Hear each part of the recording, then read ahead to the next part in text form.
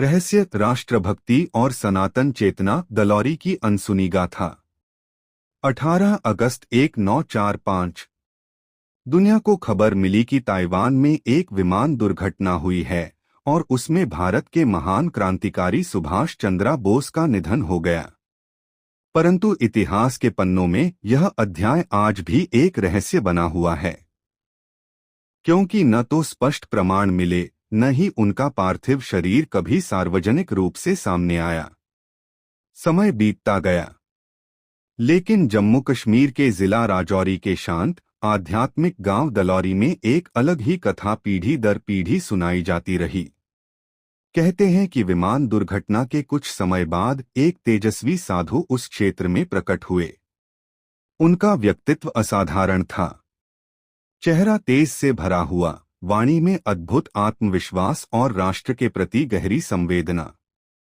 वे साधु वेश में थे, पर उनकी बातों में स्वतंत्रता सेनानी की दृढ़ता और नेतृत्व की शक्ति झलकती थी। गांव के सम्मानित व्यक्तित्व ठाकुर साईं दास और ठाकुर नांतराम ने उस महात्मा के तेज को पहचाना। उन्होंने न केवल उनका सम्मान किया, बल्कि अपनी भूमि का एक हिस्सा मंदिर निर्माण के लिए समर्पित कर दिया। यह निर्णय साधारण नहीं था, यह श्रद्धा, विश्वास और त्याग का प्रतीक था। धीरे धीरे दलौरी गांव के अन्य निवासियों ने भी इस पुण्य कार्य में भाग लिया। पूरे गांव ने मिलकर उस स्थान को एक आध्यात्मिक धाम का रूप देना शुरू किया। इसी दौरान एक और महत्वपूर्ण नाम इस गाथा से जुड़ता है, डॉक्टर तारा सिंह जी। डॉक्टर साहब उस महात्मा के प्रमुख भक्तों में से थे।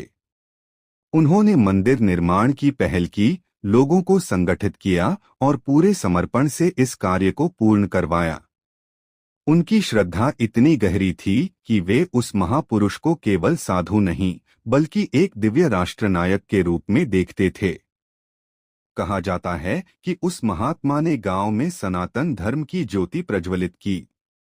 उन्होंने लोगों को श्रीमद् भगवद गीता का ज्ञान दिया, वेदों और पुराणों की शिक्षाओं को समझाया और जीवन को धर्म, कर्म और राष्ट्र सेवा से जोड़ने का संदेश दिया। आज भी उस मंदिर में श्रीमद् भगवद गीता और अन्य प्राचीन सनातन ग्रंथ सुरक्षित रखे गए हैं।